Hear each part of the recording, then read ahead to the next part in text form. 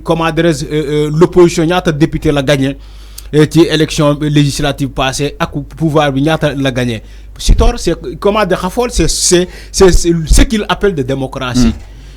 Un gars bii ne moom fii la jàngee bay dem bitim réew ki ne maintenant yow noonu ngay nattee démocratie. nga fàttee démocratie la définition de la démocratie c'est quoi. C'est les libertés de va et vient. Ça aussi dafa bokk ci liberté de la démocratie. Donc jàpp nga ni liberté va et vient au Sénégal. Il n'y a pas de liberté au Sénégal. La liberté d'expression Khafor Touré fan la bàyyi la liberté d'expression. bay nat ay démocratie ci ay élections. Mais Gambie qui était vie bala Adama Barrow di ñëw on parlait de dictature de Yaya Jammeh non. Mais pour toi chaque fois day am élection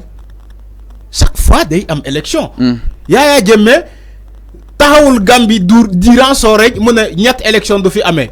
Pourtant day am élection chaque année. Est-ce que ñoom wooyee nañu Gambie dañ doon wooyee Gambie démocratie non. Macky Sall était le premier acteur boo xamante ne pour la libération su ma ko mën a wax ainsi la libération de la Gambie. moom moo pilotoon l'affaire. Pour déloger Yaya Jammeh. Parce que ñoom dañoo jàpp ni que Yaya Jammeh c'est un tyran.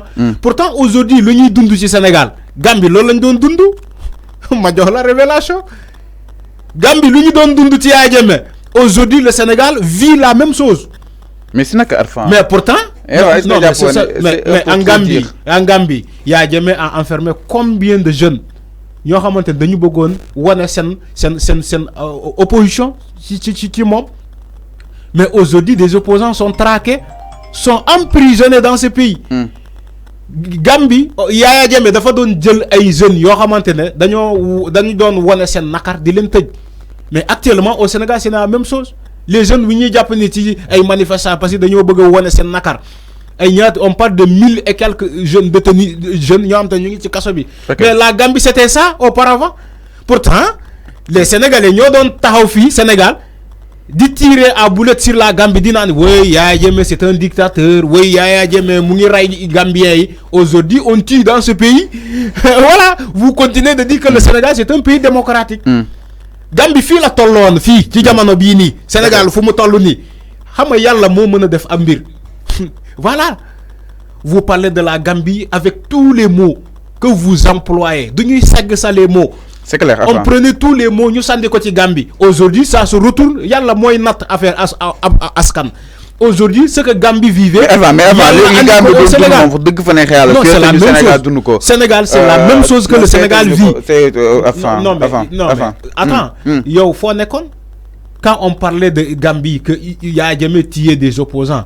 Yaya Jammeh tué des jeunes yoo xamante ne dañoo d'accord écoutez dañoo d'accord des jeunes yoo xamante ne dañoo d'accord contre comment dirais-je la gestion de Yaya Jammeh. ba ñu wooyee ko dictateur. Mais aujourd'hui au Sénégal mais c'est la même chose aujourd'hui de mars 2021 jusqu'à 2023 ñaata jeunes la ñu rey waaw ñaata jeunes la ñu rey ban ana enquête bi est-ce que am na enquête la jeune femme ko bu ñu rey tout récemment à Ngor gis nga autopsie bi man j'ai écouté l'interview de docteur Babacar Niang à Senewab suñu confrère yi. Mais le gars, il l'a démontré pièce par pièce. Tu autopsies, comment ça se fait? Mais le mot démontré, tu ne le verras pas dans le document que a publié le procureur hier. Voilà. Vous voulez dire que Gambie tol won fi, mais c'est la même chose. Yaya Jammeh, le mot donne diriger Gambie, c'est aujourd'hui c'est la même chose que le président sénégalais dirige le Sénégal. Yaya Jammeh dañ ko don hué quand il parle dans les conférences internationales. Gambien dañ ko doon hué di ko saaga aujourd'hui c'est la même chose avec Macky Sall. Enfin c'est clair. Voilà. Enfin c'est clair alors donc mi ngi noonu chers téléspectateurs par rapport ak li nga xam ne que moo di la sortie bu Cheikh Yérim Seck fa nga xam ni itam mooy zaanu télévision Futurs Médias alors dañuy daal di ñëw exactement Arfan sànq yaa ngi ko doon brosser mais laata loolu dañuy ñëw si li nga xam ne que moo di Colidep bi nga xam ni itam tey jii bëggoon na daal di woote benn rassemblement nag préfet de Dakar mujj na ko daal di nga xam ne que moo di interdire man ni kon li nga xam ne que moo di collectif pour la libération libération des détenus politiques Colideb nag tey jii woon na ko daal dama fa nga xam ni itam mooy zaanu ko place de la nation fa nga xam ni itam mooy zaanu ko fii si Ndakaaru risque de trouble à l'ordre public leen daal di joxe ak aussi entrave à la libre circulation des personnes et leurs biens sont des raisons avancées par l'autorité préfectorale qui charge le commissaire central de Dakar de l'exécution du présent arrêté ma ni kon arrêté bi nag wàcc na Colideb lu ni mel du ko mujj amalati fa nga xam ni itam moo di sa doonu ko place de la nation tey jii leen bëggoon daal di amal seen benn rassemblement niir daal day alerté par rapport ak li nga xam ne que moo di ubbiteg école yi jëm si tension politique bi fii Sénégal exactement. Alors aujourd'hui le préfet a encore interdit li nga xam ne que moo di cette manifestation trouble à l'ordre public daal di avancé ak entrave à la libre circulation des personnes et des biens exactement. Mais c'est le même document. Il n'y a même pas de changement. C'est le même document. Manela, c'est comme si on change l'entête du document, c'est-à-dire que la date, et on reproduit le même document. C'est la même chose. Le préfet de Dakar, mais les manifestations nombreuses, ils m'ont interdit. Mais c'est ce qui s'est répercuté de la visite ou bien de Macky Sall à New York. C'est la même chose. Tout le temps, même phrase. Non, mais c'est les mêmes phrases à l'ordre public. Regarde les mots forts là. Trouble à l'ordre public, entrave. C'est quoi? Bon trouble à l'ordre public. Mais peut-être il est le mieux renseigné, il est le mieux informé. Non, attends, donc est-ce que Japon a information attends, écoutez, il ne faut pas à chaque fois que Sénégalais, il est le mieux informé. Okay. Est-ce qu'il est le mieux informé?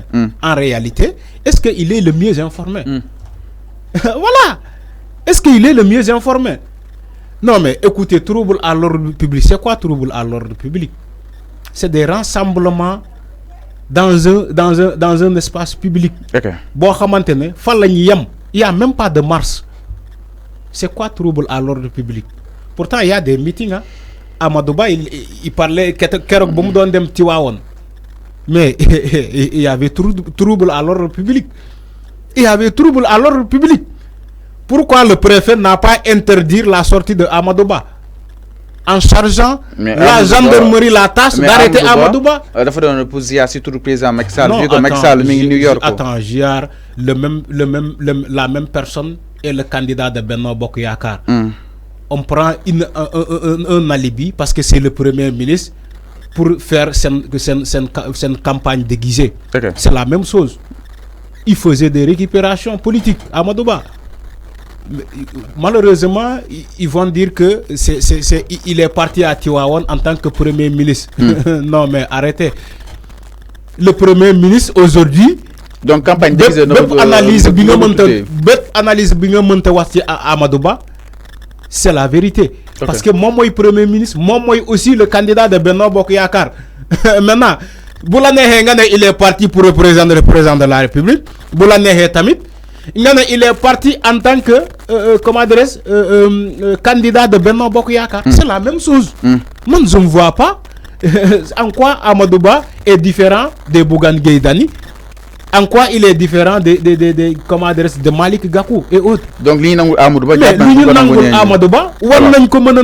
Bougane Gueye Dany. C'est clair. Les Malick Gakou. Association Bobu Considère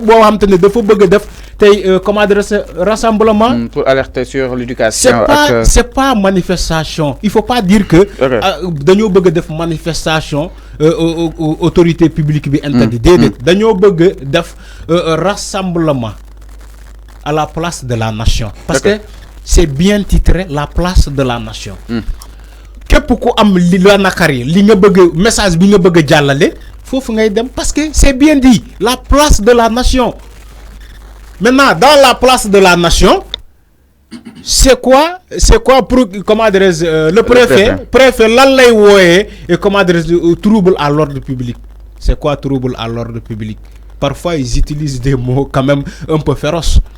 C'est quoi trouble à l'ordre public? C'est des Sénégalais pour préparer d'éventualités par rapport à l'ouverture des classes. Il faut que nous arrêtons. Voilà. Dieu me prendre une longueur d'avance par rapport à octobre légui mu jot rentrée des classes légui mu ñew té ñom ñoy wax ubi tay jang tay maintenant bu féké kurel bobu jëlul comment adresse ay sen matuwaay par rapport à lu mën a xew suba parce que ce qu'on voit là les élections ça peut troubler moi manam ouverture bi maintenant bu fekkee li élection yi campagne dina ñëw d'ici le mois d'octobre maintenant comment on va vivre, comment les jeunes, comment les élèves vont vivre avec la campagne. C'est clair. Moi, ta kuréel bu melni bu bëggee jël les devants, ñom ñu ne leen déedéet doo leen ko fi defee parce que trouble à l'ordre public. C'est quoi chaque fois trouble à l'ordre public et on voit jamais ces troubles à l'ordre public là. Il faut que ñu bàyyi. C'est clair. Il y a une liberté qui est là. ñom tant que chaque jour ñuy taxaw di naan ñoo Sénégal dëkk yoon la dëkk liberté la dëkk démocratie la ñom ñuy bako démocratie. Il y a un recul démocratique dans ce pays. Il y a des acquis yo xamantene amon nañ ko on les a plus acquis yoyu dañ ko perdre dañoo perte acquis yoyu Abdoulaye Wade ak loo ko mënta waxal amna yenen acquis yo xamantene daf ko sam daf ko teg à la voie dans la voie publique sénégalais di ko bako attends ci Abdoulaye Wade nga gis lu melni Moustapha Niass yor xeer ci ginnaaw wutali assemblée nationale sans être inquiété, sans être même, comment adresse, convoqué par la brigade de la gendarmerie, de la section de recherche, ni la sécurité urbaine. Pourtant, quand tu vas à YouTube, tu vois les images jusqu'à présent de Moustapha Niass, Bouyor Kher Siginawom, tu vois aussi les images de Mambaïnia, les jeunes là, Bougnou Sangé, Assemblée nationale, Bayi, occupent les grilles de l'Assemblée nationale. Abdoulaye Wade, moko permettre. Pourtant, Abdoulaye avait cette force de violence légitime. Bon, parce qu'à mon accord. Mais il n'a pas exercé cette violence légitime. Pourtant, beaucoup exercent, donne une violence légitime. Parce que aujourd'hui, le président en exercice, à travers ces institutions-là, de force et de défense, dit non, oui, je vais protéger la République. Ouais, je vais protéger la justice sénégalaise. Il y a deux pouvoirs le pouvoir exécutif, il a bien dit que France 24, le pouvoir exécutif ne va pas s'immiscer des affaires du pouvoir judiciaire. Pourtant, je vais protéger la justice sénégalaise. Nous, on va protéger l'institution juridique sénégalaise. Comment ils vont protéger ça? C'est la justice sénégalaise qui doit protéger même l'exécutif. C'est la justice sénégalaise qui doit protéger le citoyen lambda de ce pays. Parce que moi, j'ai un problème, c'est la justice. Mais aujourd'hui, nous avons espoir, justice. On va protéger la justice. Qui va protéger la justice? C'est le contraire qui devait se produire.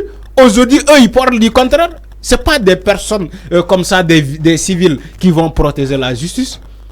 C'est la justice qui protège les civils, les citoyens. Voilà, ou bien aujourd'hui, vous me parlez du document que le ministre de l'Intérieur a dit, oui, c'est le président de la République de Fodegel, le président de la République de Fodegel, Antoine. Non, il y a amalgame dans ce côté. Alors, mais attends, le ministre de l'Intérieur, donc le ministre de l'Intérieur ne peut pas parler. Alors, affaire le président de la République. Alors, il faut rectifier là-bas. Il faut rectifier. Donc,